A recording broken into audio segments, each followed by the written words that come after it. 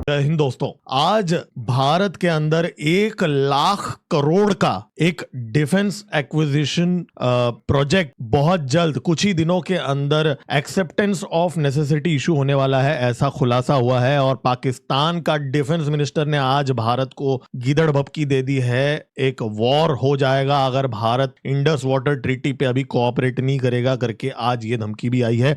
और पीओके के अंदर अचानक जैश ए मोहम्मद के जो लोग हैं उनको टेररिस्ट बुलाने लगे हैं वहां के लोग। जी हां, वहां पे नॉर्मली मानते नहीं है, लेकिन आज रिपोर्ट, एक वीडियो आज सामने आया है जहां पे ये चीज हुई है। और इजराइल ने भारत को एक अलायंस ज्वाइन करने के लिए कहा है, यूएई, ग्रीस, साइप्रस के साथ तुर्की, पाकिस्तान और ईरान को काउंटर करने के लिए। ये भी एक रिपोर्ट आज सामने आई है।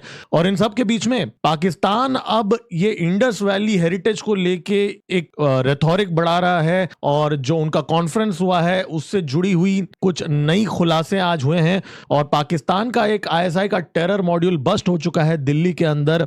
एक बड़ा टेरर अटैक रोक दिया गया। जी हां, बहुत बड़ा डेवलपमेंट है, ये पाकिस्तान रुका नहीं है। और भारत का एक कंपनी है, उसने guardian 1 counter drone interceptors manufacture करने का निर्णय ले लिया है। क्या अब इंडियन आर्मी और Indian air force anti drone systems खरीदेंगे? और ईरान वॉर में न्यूक्लियर डेडलॉक हो चुका है और वहां पे कुछ चीजें हो रही हैं। और रशिया ने अब तक का सबसे बड़ा हमला कर दिया है कीव के ऊपर, एक बदला ले लिया है जो ऑयल फील्ड्स के ऊपर जो हमला किया था, ऑयल रिफाइनरीज के ऊपर।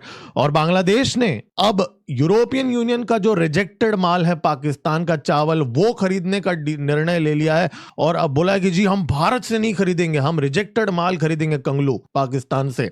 दोस्तों, इसके अलावा और बहुत सारे और खबरें भी हैं जो हम इस वीडियो के अंदर डिस्कस करेंगे। इसके लिए लाइक का बटन अभी का अभी दबा दीजिए। देखिए, जो इन्फॉर्मेशन अगले 30 मिनट के अंदर हम यहां पे डिस्कस करेंगे इकट्ठा, आपको पूरे यूट्यूब में कहीं नहीं मिलेगा। इसके लिए सब्सक्राइब का बटन अभी का अभी दबा दीजिए, बेल आइकन दबा दीजिए। मेरा नाम है गिरीश और आप देख रहे हैं एमजीओ पॉलिटिक्स। चलिए स्टार्ट करते हैं।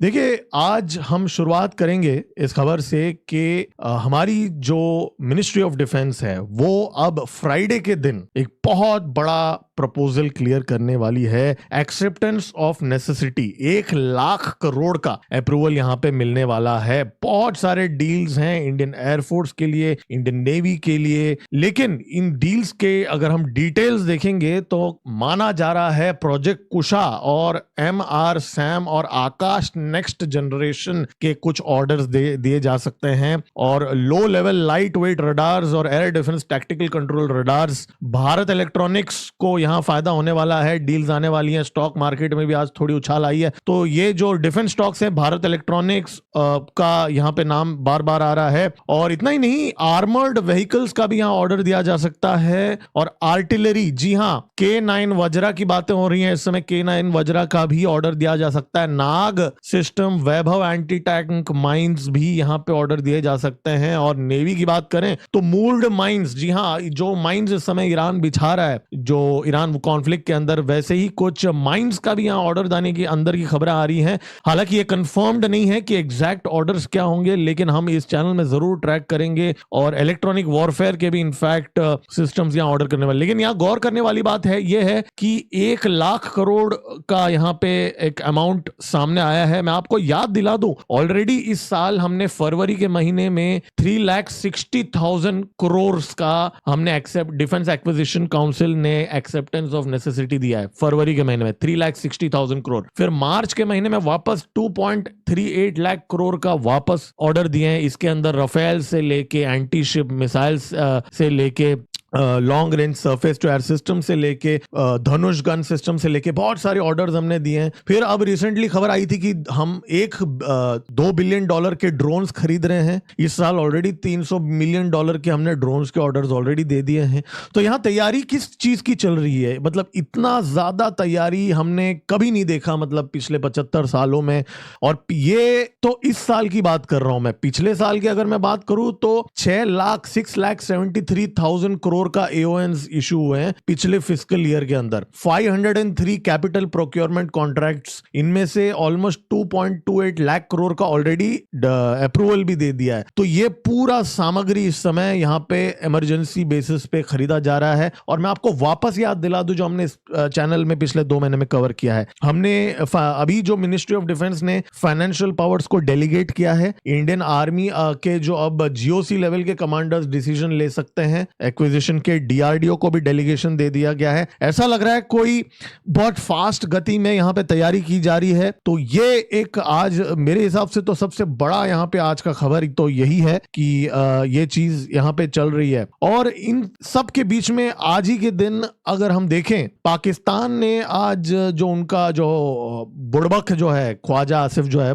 सो कॉल्ड डिफेंस मिनिस्टर, जो कुछ भी बोलते रहता है, आज उसने अपना मुंह खोल दिया, बोला कि जो है ये जो अगर ये पीसफुली सॉल्व नहीं होगा अगर ये मसला, तो एक वॉर हो सकता है पानी के ऊपर। और उसने कहा कि भारत, दिल्ली जो है वो बहुत कोशिश कर रहा है कि इसको एक डिस्प्यूट बनाया जाए और दिल्ली जंग करना चाहता है और हम तैयार हैं। तो ये पूरा आज वापस इसने आज ख्वाजा आसिफ ने ये धमकी दिया। ऑलमोस्ट हर रोज हमको कोई ना कोई गीदड़ भपकी यहाँ पे पाकिस्तान की तरफ से देखने को मिलता है। और आज ही के दिन अब हम लोग इनकी इंडस वाटर को लेके ये लोग की जो बातें हैं, ऐसी ऐसी बातें अगर आप सुनेंगे तो आप चौंक जाएंगे। अब आप देखिए इनका जो इंफॉर्मेशन मिनिस्टर जो है, कल उसने क्या कहा, People of the Indus Valley Civilization. We are not merely discussing a treaty.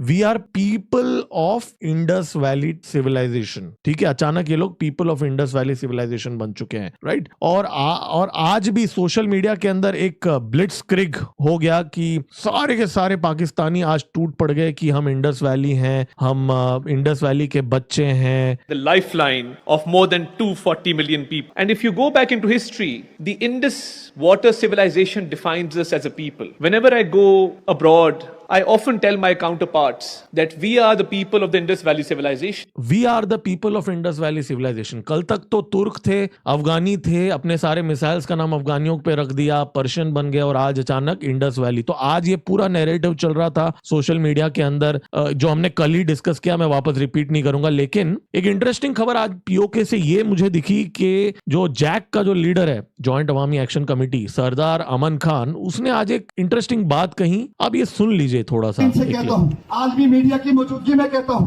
मैं तमाम इंसानी हकूक की तंजीमों को गवाह बना के कहता हूं, आप सबकी मौजूदगी में कहता हूं, कश्मीरियों के हाथ में बंदूक पाकिस्तान की फौज ने दी थी, कश्मीरियों के हाथ में बंदूक थी पाकिस्तान की फौज ने दी, और पूरी पाकिस्तान की फौज ने। और तुम हमें बताते हो, डिप्टी कमिश्नर रावला कोट, तुम यहाँ पर रैलियां निकलवाते थे बंदूकों वाली, तलवारों वाली, याद है आप सबको?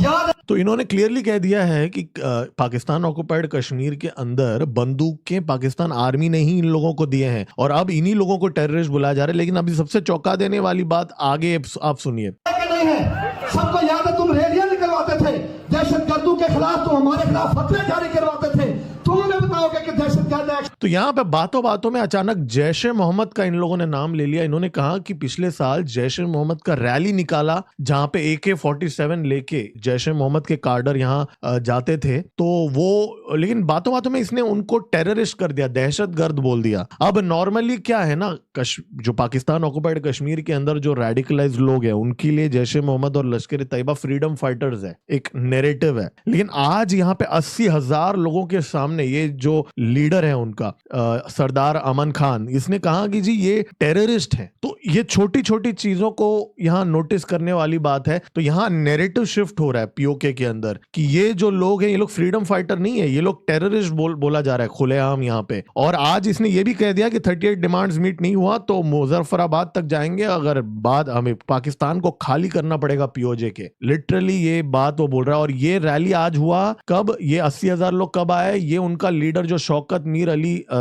मीर जो है, उसके अरेस्ट होने के बाद इतने सारे लोग आए। तो यहाँ पे बहुत बड़ा चीज हो रहा है, हम डेली ट्रैक कर रहे हैं इस चीज को। और यूके के अंदर जो एमपीज हैं, ब्रिटेन का ऑल पार्टी पार्लियामेंट्री ग्रुप, उसने तक इमरजेंसी मीटिंग कर ली आज एमनेस्टी इंटरनेशनल के साथ, deteriorating humanitarian situation in Pakistan occupied Kashmir. जी हाँ, ये रावलाकोट, मीरपुर और मुजफ्फराबाद में जो प्रोटेस्ट हो रहे हैं, उनके बारे में यहाँ पे इस मीटिंग के अंदर, यूके के अंदर ऑल पार्टी मीटिंग के अंदर डिस्कस की की गई है। दोस्तों ये बहुत बड़ा डेवलपमेंट है। अमेरिका का सबसे बड़ा एलाई यूके के ऑल पार्टी पार्लियामेंट्री ग्रुप के अंदर ये डिस्कशंस आज हुई है ह्यूमन और एमनेस्टी इंटरनेशनल के साथ, और उस टाइम पे ये वॉर रेथोरिक पाकिस्तान इस समय कर रहा है। क्या यहाँ पे ये पाकिस्तान की एक साजिश है डाइवर्जन के लिए कि जो एट्रोसिटीज जो जुल्म वो लोग कर रहे हैं, यहाँ पे ये नोट करने वाली बात है। इसलिए आज पूरा दिन ये वायरल हो रहे थे कि हम इंडस वैली हैं, हम ये है वो है। इनफैक्ट एक कॉमेडी टाइम का क्लिप भी है,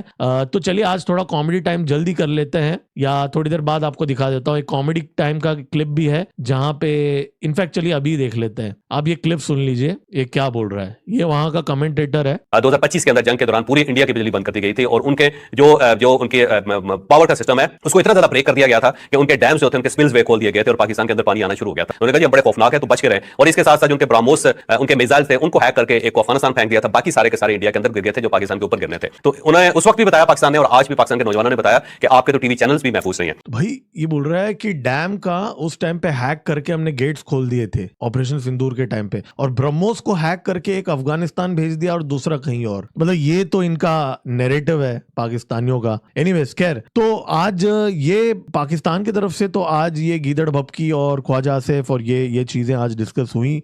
लेकिन एक बहुत ज्यादा इससे बहुत ज्यादा महत्वपूर्ण चीज आज ये एक चीज हुई जहां इजराइल के जो मिनिस्ट्री ऑफ डिफेंस के जो डायरेक्टर है जनरल बरम जो हैं, जो अगर आपको याद होगा 2 दिन पहले वो भारत आए थे, हमने इसी चैनल में डिस्कस किया था। 2 दिन नहीं, 1 हफ्ते पहले हमने इसी चैनल में डिस्कस किया था। राजनाथ सिंह जी से भी मिले, मेजर जनरल बरम उनके जो डिफेंस मिनिस्ट्री के चीफ हैं, उन्होंने अब अंदर की खबर है कि राजनाथ सिंह जी को ऑफर दिया कि भारत को इजराइल के साथ एक मिलिट्री अलायंस ज्वाइन करें ग्रीस और साइप्रस के साथ। जी हां, आज ये खुलासा मैं अभी जो साइट आपके सामने मैंने ओपन किया है, ये इजराइल का मिनिस्ट्री ऑफ डिफेंस का साइट है। ये कोई प्रोपेगेंडा नहीं है या कोई इंडियन मीडिया नहीं है, ये मैं इजराइल के गवर्नमेंट वेबसाइट पे हूं। उसमें ये लिखा है कि आज पब्लिश किया है इन लोगों ने आर्टिकल, एक्चुअली आज का नहीं कल का था, कि Israel must prepare for a new regional architecture as Iran threat grows. अब इसके अंदर यहां पे इसने बहुत ही क्लियरली बोल दिया है यहां पे कि भारत को यहां पे इनवाइट किया गया है कि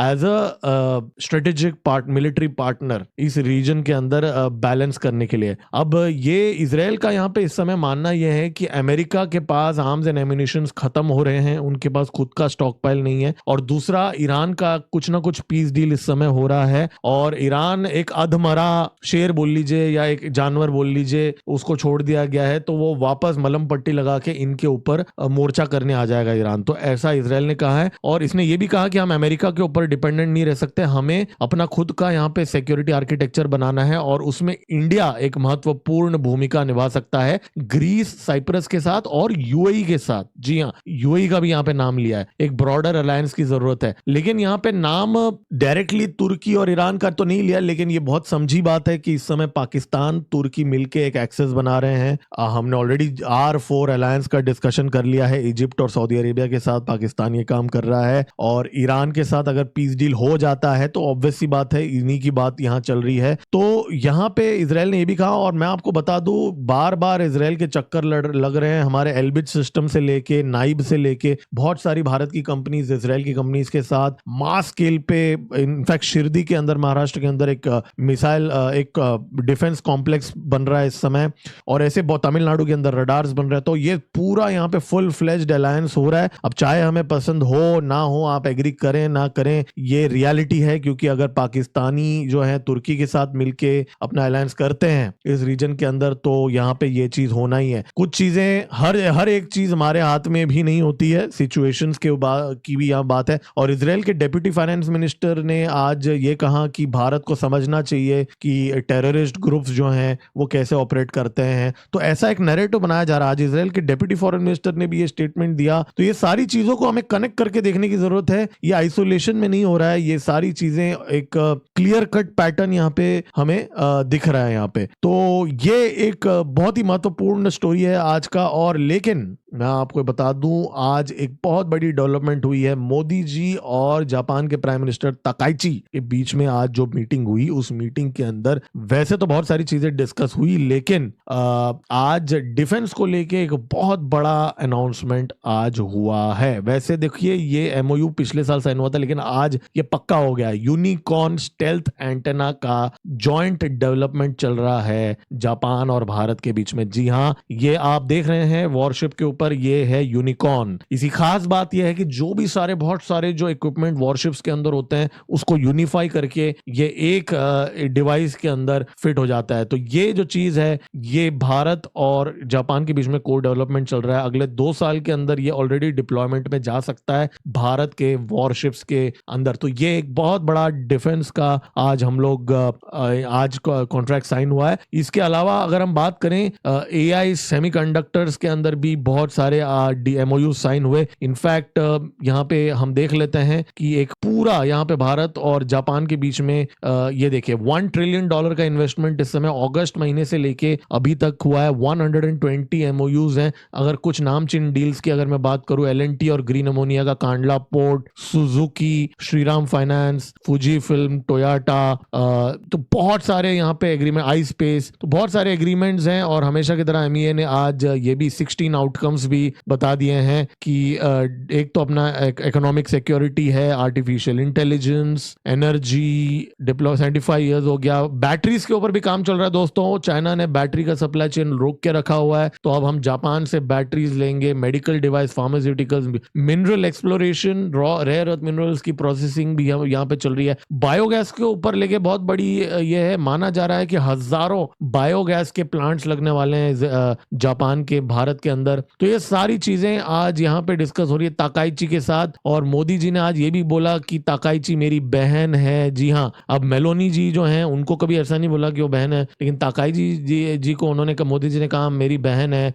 यंगर बहन है। तो ताकाइची ने बोला नहीं, you called me younger sister, we both are on same page, brother and sister. तो मतलब आप समझ जाइए कि इस लेवल पे यहाँ पे डिप्लोमेसी वगैरह यहाँ पे चल रहा है आज तो। और इन सब के बीच में आज एक बड़ी डेवलपमेंट दिल्ली में हुई। दिल्ली में क्या हुआ, एक पाकिस्तान का आईएसआई का बैक्ड टेरर मॉड्यूल बस्ट हो गया। जी हाँ, हर हफ्ते दोस्तों हम इस चैनल में कब से ट्रैक कर रहे हैं इस साल में। आप सोचिए, इनमें से अगर एक भी पकड़ा नहीं जाता तो टेरर अटैक हो जाता और ऑपरेशन सिंदूर 2.0 शुरू हो जाता। इस लेवल का यहाँ पे थ्रेट है। मुन्नी जो है वो रुका नहीं है, यहाँ पे कंटिन्यूअसली ट्रैक हो रहा है। ये ज्यादा हेडलाइंस में आती नहीं है ये खबरें, इस चैनल में हम ट्रैक जरूर करते हैं, लेकिन आपको ये हेडलाइंस में दिखेगा नहीं। अब देखिए, आज भी यहाँ 4 लोग अरेस्ट हो गए। ये लोग पुलिस स्टेशन पे अटैक करने वाले थे दिल्ली के अंदर। अब ये लोग सारे पंजाब के थे, पंजाब के रेसिडेंट्स थे। शहजाद भाटी का नाम है। Again, Shahzad Bhati is the new Dawood Ibrahim. Delhi के स्पेशल सेल ने ये किया, बंदूकें वगैरह बरामद हुई। अमृतसर और